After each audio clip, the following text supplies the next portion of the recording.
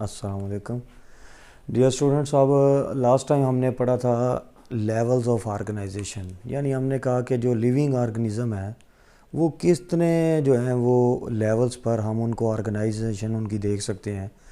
हमने कहा सब एटॉमिक लेवल है, फिर हमने कहा एटॉमिक लेवल है, एटम्स मिलते हैं तो मालिक्यूल बनते हैं, मालिक्यूल मिलते हैं तो हमने कहा कि ऑर्गेनेल बनते हैं छोटे छोटे, फिर सेल बने। अब ये जो सेल है यहाँ से हम एक दूसरी ऑर्गेनाइजेशन पढ़ेंगे आज। जो सेल हैं वो हमारे पास दो तरह के होते हैं। अभी हम जब आगे पढ़ेंगे सिलेबस तो हमें दो तरह के सेल मिलेंगे, प्रोकैरियोट और यूकैरियोट। प्रोकैरियोट जो हैं ये प्रिमिटिव टाइप के सेल हैं, पुराने तर्ज के हैं, जो इब्तदाई दिनों में ज़िंदगी का जब आगाज़ हुआ था उस वक्त ये मौजूद थे, और इनका बुनियादी तौर पे इनके अंदर प्रॉपर न्यूक्लियस और मेम्ब्रेन बाउंडेड ऑर्गेनेल नहीं होते हैं। यानी इनका नाम ही प्रो मीन होता है बिफोर, और कैरियन लफ्ज़ निकला हुआ है न्यूक्लियस से, न्यूक्लियस के लिए, यानी कैरियोट जो है ये लफ्ज़ है कैरियन, कैरियन से लफ्ज़ निकला हुआ है जिसका मतलब होता है न्यूक्लियस। तो ये न्यूक्लियस बनने से पहले के सेल हैं, यानी इनके अंदर प्रॉपर वेल डिफाइंड न्यूक्लियस भी नहीं होता, और जैसा कि आप देख रहे हैं इसमें कोई मेम्ब्रेन बाउंडेड ऑर्गेनेल भी आपको नज़र नहीं आ रहा। ये इस तरह की सिंपल सी एक स्ट्रक्चर होती है जैसे आपके पास बैक्टीरिया वगैरह होते हैं। और इसी तरह दूसरी जो टर्म है वो है यूकैरियोट। यू मीन होता है आफ्टर, बनने के बाद। कैरियोट लफ्ज़ निकला हुआ है कैरियन से, और कैरियन का मतलब अभी हम करके हटे हैं कि भाई न्यूक्लियस, यानी न्यूक्लियस बनने के बाद। ये वो सेल हैं जिनके अंदर प्रॉपर मेम्ब्रेन बाउंडेड न्यूक्लियस भी होगा और बाकी ऑर्गेनेल्स भी प्रॉपर मेम्ब्रेन्स में होंगे। ये आइडेंटिफाइएबल होते हैं, यानी उनको आप पहचान सकते हैं कि यहाँ ये ऑर्गेनेल मौजूद है। इसमें आपको ऐसा मेम्ब्रेन बाउंडेड ऑर्गेनेल कोई नहीं नज़र आ रहा, जबकि इसमें मौजूद हैं। ये एडवांस भी हैं और ये यानी सक्सेसफुल भी हैं। ये वो इब्तदाई सेल था जो पहले एक सेल में तब्दील हुए थे। अब इस लिहाज से हम सेलुलर ऑर्गेनाइजेशन को तरतीब देते हैं या पढ़ते हैं कि सेल कितनी तरह से मिलकर तो सेल ऑर्गेनाइज कर सकते हैं। इसमें एक जो है वो है ऑर्गेनाइजेशन, यूनिसेलुलर ऑर्गेनाइजेशन। दूसरे नंबर पे है हमारे पास कॉलोनियल ऑर्गेनाइजेशन,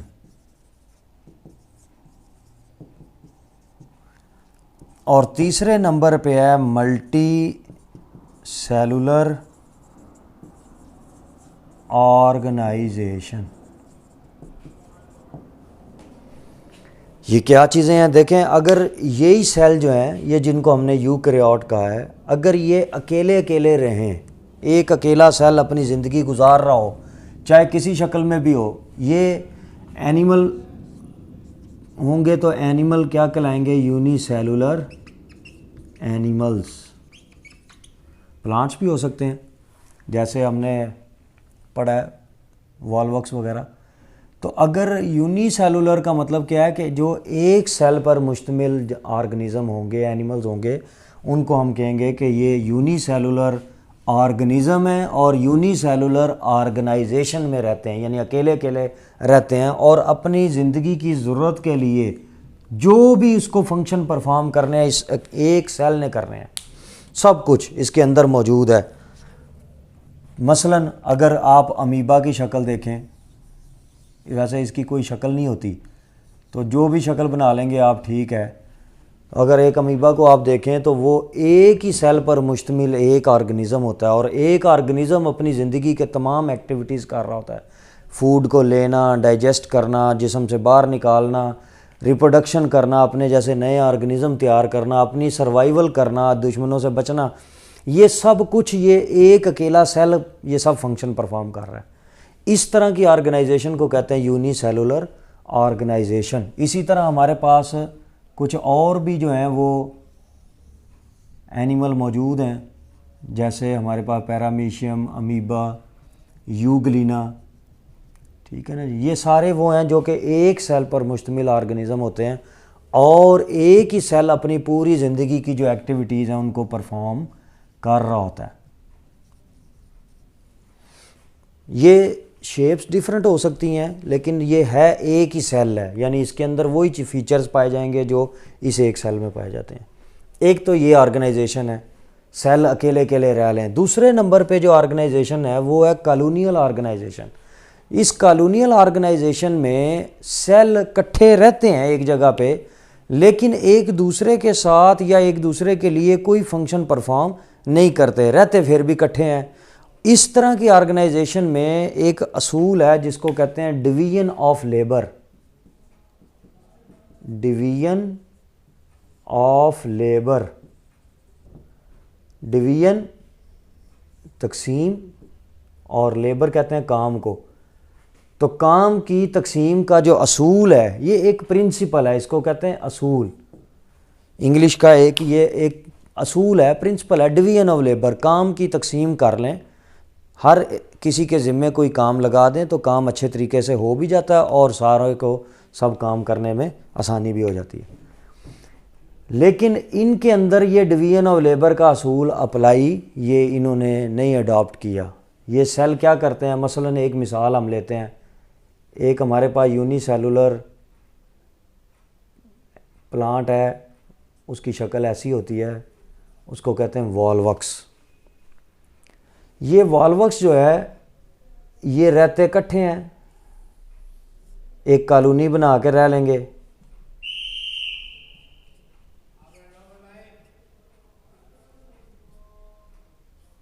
इस तरह, लेकिन अपनी ज़रूरत के लिए ये अपनी फ़ोटोसिंथेसिस भी करेंगे, क्योंकि ये ग्रीन प्लांट की तरह का है, एलजी है, तो इसके ऊपर सनलाइट पड़ेगी, अपनी फ़ोटोसिंथेसिस भी खुद करते रहेंगे और अपनी ज़रूरत के लिए जो भी चीज़ें इनको दरकार होंगी ये खुद बनाएंगे। और ज़रूरत पड़े तो ये इसको हम जहाँ पे ये इकट्ठे रह रहे हैं हम कहते हैं ये एक कॉलोनी बना के रह रहे हैं। इस तरह की जगह को हम क्या कहते हैं जी, कॉलोनी, जिसमें लोग एक जगह रहें ऑर्गेनिज़म और अपने अपनी ज़रूरत के अपने काम खुद सरअंजाम देते रहें, और जब ज़रूरत पड़े कॉलोनी को तोड़ें और फिर इंडिपेंडेंट भी रह सकें अकेले अकेले। इसमें कोई सेल किसी दूसरे के ऊपर डिपेंड नहीं करता। कॉलोनी की मैंने 2-3 बातें आपको बताई हैं। पहली बात यह है कि जो कॉलोनी में ऑर्गेनिज़म रह रहे होते हैं वो डिवीजन ऑफ लेबर को फॉलो नहीं करते। इसका मतलब ये है कि वो एक दूसरे के लिए कोई काम अंजाम नहीं देते, जो काम हर एक ने करना है वो अपने मुताबिक खुद काम करते हैं। इसको कहते हैं हम, ये एक कॉलोनियल ऑर्गेनाइजेशन है। इसमें हर ऑर्गेनिज़म अपनी ज़रूरत के ज़िंदगी के लिए जो भी उसको रिक्वायरमेंट होती है, चाहे उसकी नरिशमेंट है, चाहे उसकी रिप्रोडक्शन है, वो काम खुद कर रहा होता है। सिर्फ जो काम वो कर रहे होते हैं वो ये है कि वो इकट्ठे रह रहे होते हैं, बस। यूनिसेलुलर में ऐसी कोई ऑप्शन नहीं थी, वो अकेले अकेले रह रहे थे। इकट्ठे रहने से मुराद है कि भाई जुड़ के नहीं रह रहे थे। यहाँ पे कॉलोनी में वो इकट्ठे रह रहे हैं, एक कॉलोनी बनाते भी हैं, लेकिन वो एक दूसरे के ऊपर डिपेंड नहीं करते किसी सूरत में भी, और जब ज़रूरत पड़े तो वो एक दूसरे से अलग हो के भी इंडिपेंडेंटली एग्जिस्ट कर सकते हैं, अपनी ज़िंदगी को गुजार सकते हैं। तो ये चीज़ आपने ज़हन में रखनी है।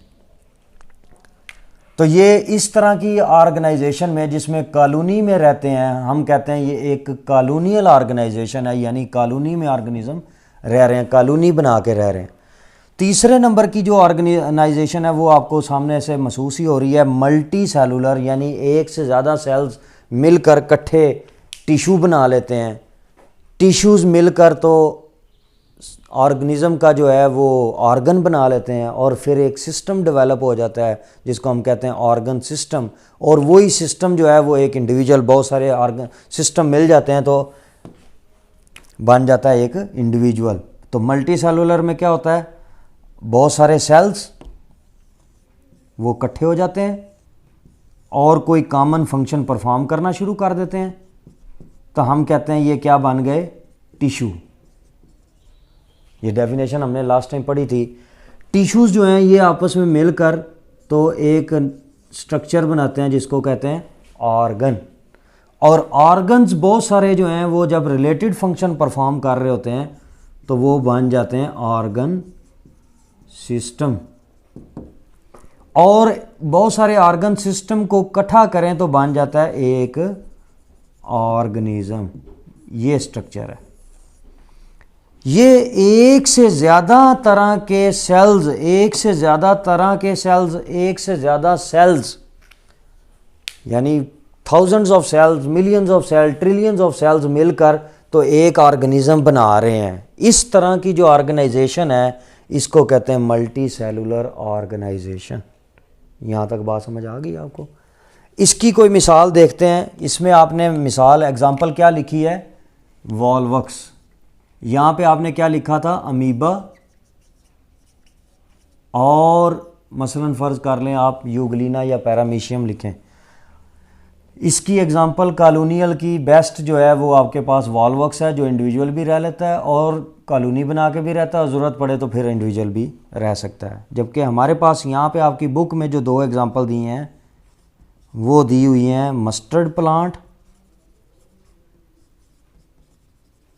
और दूसरी एग्जांपल दी है फ्रॉग की।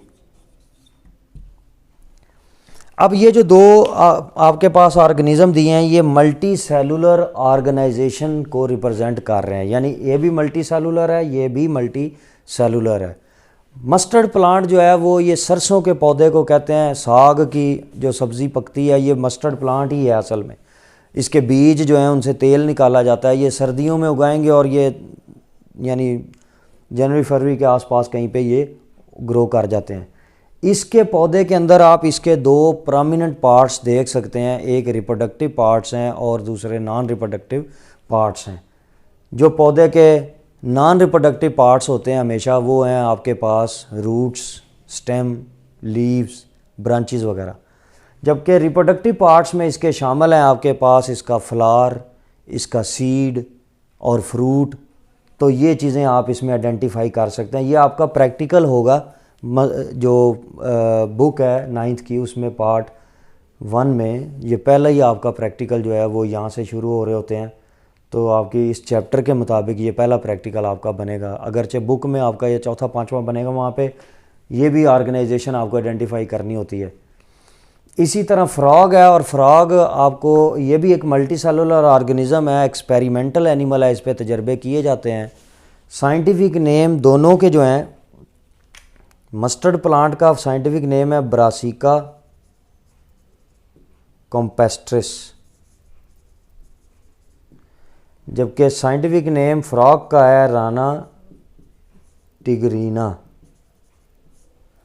तो इस तरह ये साइंटिफिक नेम इनके आपको याद होने चाहिए। फिर इसके आपने प्लांट्स के पार्ट्स याद करने हैं, वेजिटेटिव और रिप्रोडक्टिव, आसान सी बात है। फ्रॉग में सिस्टम है बहुत सारे, क्योंकि ये एक एनिमल है तो इसके अंदर सिस्टम बड़े वेल डिफाइंड हैं, प्रॉपर हैं as compared to mustard plant. तो ये मल्टी सेलुलर ऑर्गेनाइजेशन में आपको पता है ये चीज़ें बतानी हैं ज़रूरी कि इसमें कौन कौन से सिस्टम काम कर रहे हैं। जैसे डाइजेस्टिव सिस्टम है, जैसे सर्कुलेटरी सिस्टम है, जैसे इसमें रिप्रोडक्टिव सिस्टम है, नर्वस सिस्टम है, मस्कुलर सिस्टम है, स्केलेटन सिस्टम। इस किस्म के सिस्टम्स इसके मिलकर तो एक ऑर्गेनिज्म बन रहे हैं।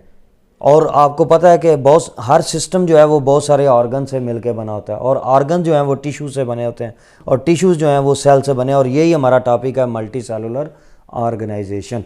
इस तरह ये आपका चैप्टर कंप्लीट हो गया।